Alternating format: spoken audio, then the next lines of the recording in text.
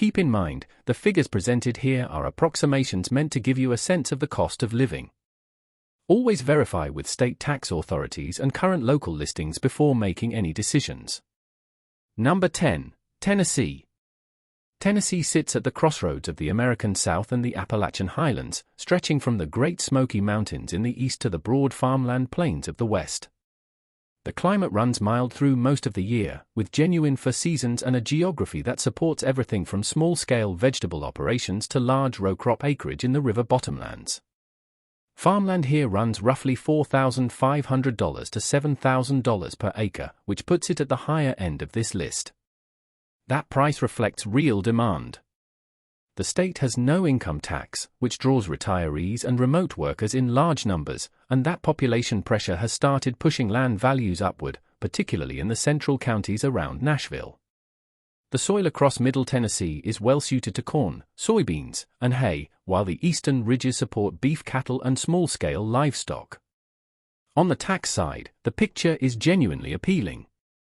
Effective property tax sits around 0.66%, and many counties offer a property tax freeze for residents 65 and older. Combined with zero state income tax, the long-term carrying costs on agricultural land are manageable. Healthcare infrastructure is a real positive.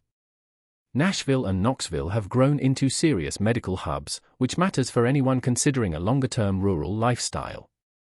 On the downside, the Central Belt carries meaningful tornado risk, and summers across most of the state are hot and genuinely humid. And if you are looking at land near Nashville, be aware that the metro's rising prices have started spilling into surrounding counties. The window for bargain hunting in Middle Tennessee may already be narrowing. Number 9. Kentucky. Kentucky is one of those states that tends to fly under the radar for land buyers, which is exactly why it deserves attention. The bluegrass region in the north-central part of the state produces some of the most fertile grazing land in the country, while eastern Appalachian Kentucky offers timber-ready hillside acreage at prices that would surprise most buyers from outside the region.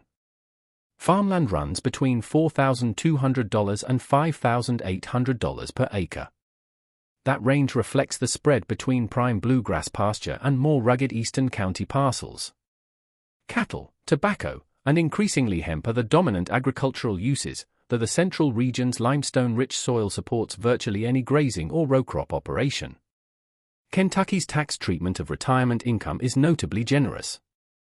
The state imposes a flat 4% income tax, with that rate set to drop further, and the first $31,000 of retirement income is exempt.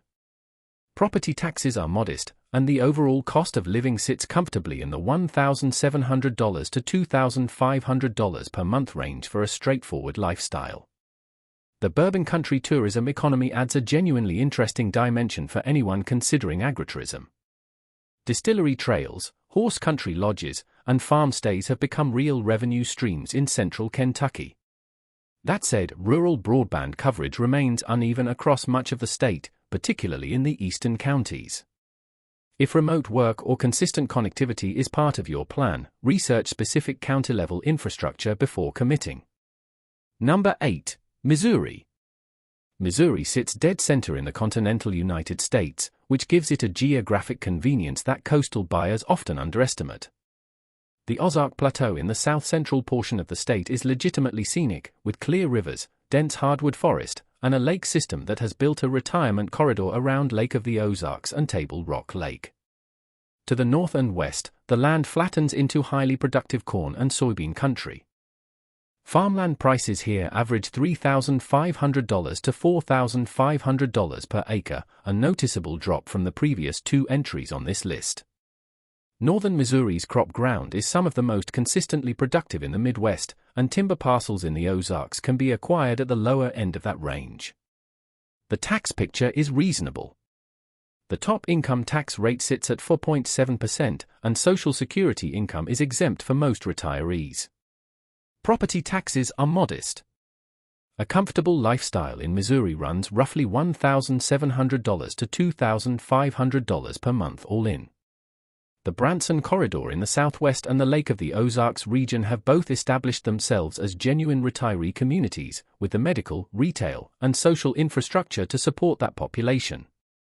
On the downside, Missouri sits in tornado country, and winter ice storms across the central and northern parts of the state can be disruptive.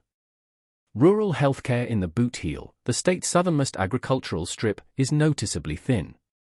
Anyone considering a remote property in that region should factor medical access into the calculus from day one. Number 7. Alabama. Alabama does not get much attention in farmland conversations, which is a genuine oversight. The state offers some of the lowest property taxes in the country, an effective rate of around 0.41%, and a climate warm enough to support double cropping in many southern counties. Timber, poultry, cattle, and row crops all have strong commercial footholds here. Farmland runs $3,400 to $4,500 per acre. Timber tracts in the northern hill country can be found at the lower end of that range, while prime Black Belt agricultural ground in the central counties commands more. The Black Belt, named for its dark, fertile soil, is some of the most productive agricultural land in the southeast. The Gulf Coast stretch around Mobile and Gulf Shores has become a serious retirement destination in its own right, offering warm winters and coastal access at a fraction of Florida's cost. Huntsville in the north has built a substantial aerospace and technology economy, which provides a meaningful anchor for the state's overall fiscal health. Income tax tops out at 5%, but Social Security and most pension income are exempt, which materially reduces the tax load for retirees. All-in monthly costs run $1,700 to $2,500. The honest downside is that summers in Alabama are long, hot, and humid in a way that genuinely wears on some people. Tornado risk across the northern and central counties is real. And rural healthcare gaps in the Black Belt counties specifically are a documented issue, not just a theoretical one. Number 6. Arkansas. Arkansas is a state that has quietly improved its financial profile over the past several years while its land prices have remained among the lowest in the South. The northwest corner, anchored by Bentonville and Fayetteville, has become one of the faster-growing economic corridors in the country, driven largely by Walmart's supplier ecosystem. That growth has not yet spread to land prices in the broader state, which is precisely the opportunity. Farmland runs $3,200 to $4,500 per acre. Delta rice and soybean ground in the eastern lowlands sits at the higher end of that range, while Ozark and Waukita mountain timber parcels can be acquired considerably more cheaply. The state's river and lake system is genuinely extensive, and hunting and fishing leases represent a real secondary income source for rural landowners. Arkansas's income tax tops out at 4.4% and is scheduled to drop further. Social Security is fully exempt. Property taxes are low. Monthly living costs sit in the $1,700 to $2,400 range, making Arkansas one of the more affordable states in the South on a pure cost of living basis. On the downside, Arkansas carries real tornado alley exposure across its central and northern counties. Rural infrastructure in the Delta region remains thin, and airport access outside of Little Rock requires significant travel. For those who travel frequently, that is worth factoring in before purchasing remote acreage. Number 5. Mississippi. Mississippi consistently registers as the least expensive state in the country on cost of living indices, and that figure extends directly to farmland. With prices running $3,000 to $3,800 per acre, buyers can access highly productive agricultural ground at a cost that would be difficult to replicate elsewhere in the continental U.S. The state's soil profile varies considerably. The Mississippi Delta in the northwest is among the most fertile agricultural zones in North America, historically built on cotton and now heavily planted in soybeans, corn, and rice. Timber operations dominate the piney woods of the south and east. Catfish aquaculture remains a distinctly Mississippi enterprise that few other states can match on scale. From a tax standpoint, Mississippi is notably favorable. Property taxes are among the lowest nationally. The income tax rate is a flat 4.7%, set to fall further, and Social Security income is fully exempt. Monthly costs run $1,500 to $2,300, the lowest floor on this entire list. Gulf Coast access through Biloxi and the surrounding areas give southern Mississippi landowners a proximity to coastal amenities that pure cost figures do not fully capture. The honest caveats are real, however. Hurricane exposure along the coast is a legitimate risk that requires appropriate insurance planning. The rural healthcare network is uneven across significant portions of the state.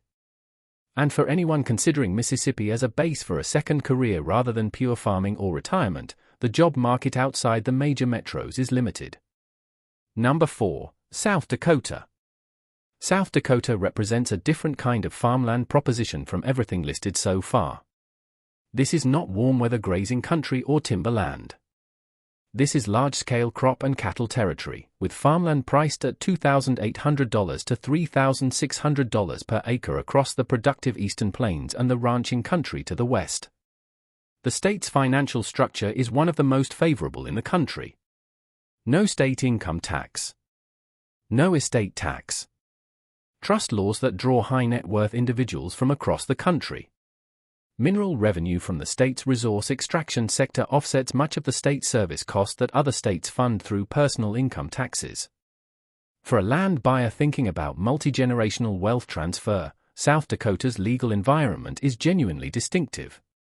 The eastern portion of the state supports corn, soybeans, wheat, and sunflowers. The western plains, running toward the Black Hills, are cattle ranching territory. The Black Hills region itself, including the area around Rapid City, has built a meaningful tourism and retirement economy anchored by Mount Rushmore and the surrounding national forests. Monthly costs run $1,900 to $2,700, slightly higher than the Deep South entries, reflecting the state's more limited retail competition in rural areas. The downside is substantial and worth stating clearly. South Dakota winters are long, genuinely harsh, and isolating. Rural communities in the central and western counties are small and separated by significant distances. Healthcare coverage in remote counties is thin. This is not a state for buyers who want warm weather comfort alongside their acreage. Number 3. West Virginia. West Virginia holds a genuinely underappreciated position in the national farmland market. Home prices here are among the lowest in the country, with entry-level properties available from $130,000 to $200,000, and farmland running $2,800 to $3,600 per acre. That combination, low land prices and low home prices, makes West Virginia one of the most accessible states for buyers working with limited capital. The property tax burden is the lowest in the country by most measures.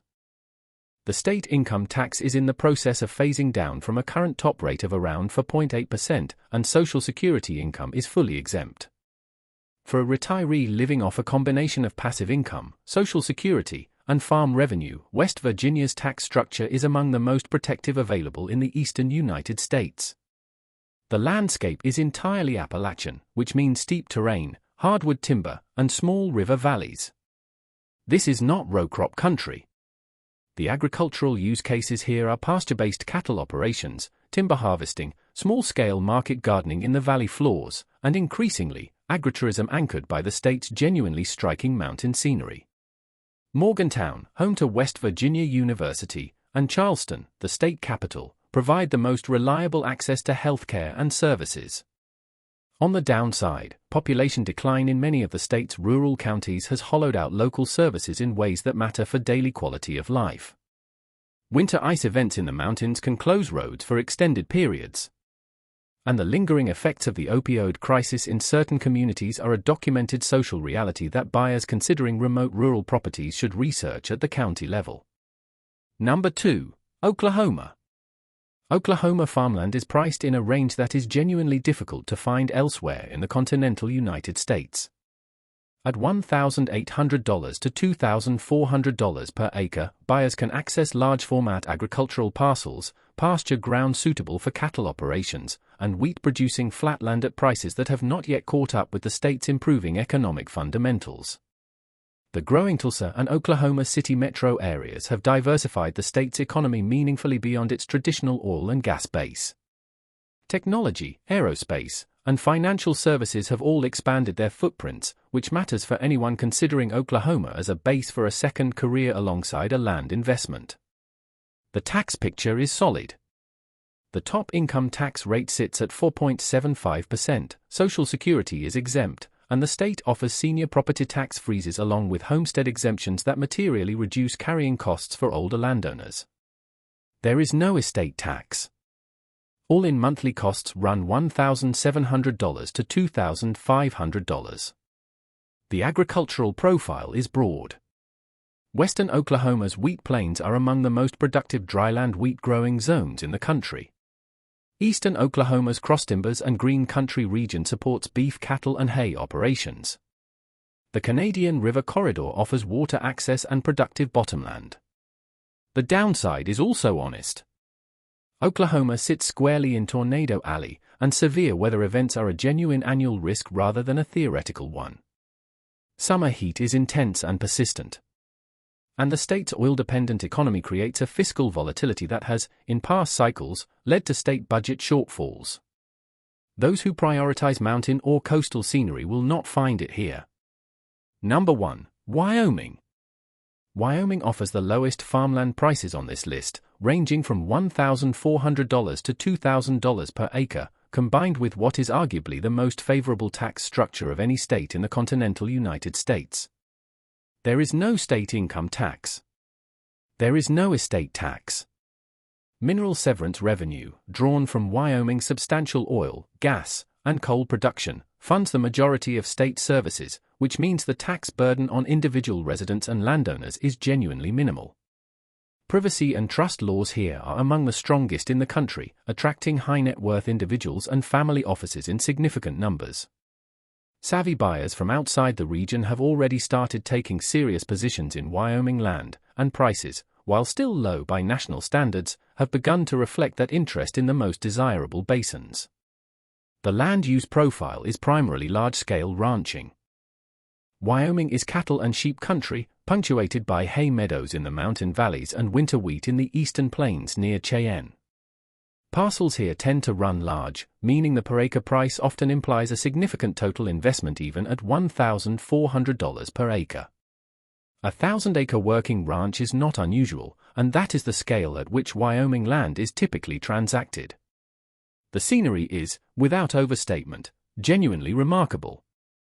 The Bighorn Basin, the Laramie Plains, the Wind River Range, the country surrounding Yellowstone. Wyoming has the lowest population density of any state in the contiguous 48, which translates to a degree of solitude and space that is genuinely rare in the modern American land market. The downsides are real and worth stating directly. Winters are harsh, extended, and isolating in a way that South Dakota buyers would recognize. Geographic isolation outside Cheyenne, Casper, and the resort enclave of Jackson means that routine services, healthcare, and retail require planning and distance tolerance. Housing inventory in desirable areas is thin, which creates competitive purchase conditions despite the relatively low per-acre price. This is not a state for buyers who want convenience alongside their acreage. But for those seeking maximum land value, the lowest possible tax burden, and a scale of open landscape that no other state on this list can match, Wyoming earns the top position in 2026 without much contest. And there you have it. 10 of the best U.S. states to buy farmland on a budget in 2026, from Tennessee's Smoky Mountain country down to Wyoming's wide-open basins. Each of these states offers a genuinely different proposition, whether that is the Deep South's low property taxes, the Plain States' large-format crop ground, or Appalachia's entry-level timber parcels. If you found this useful, consider subscribing. We cover destinations and opportunities like this every week. Thanks for watching, and we'll see you in the next one.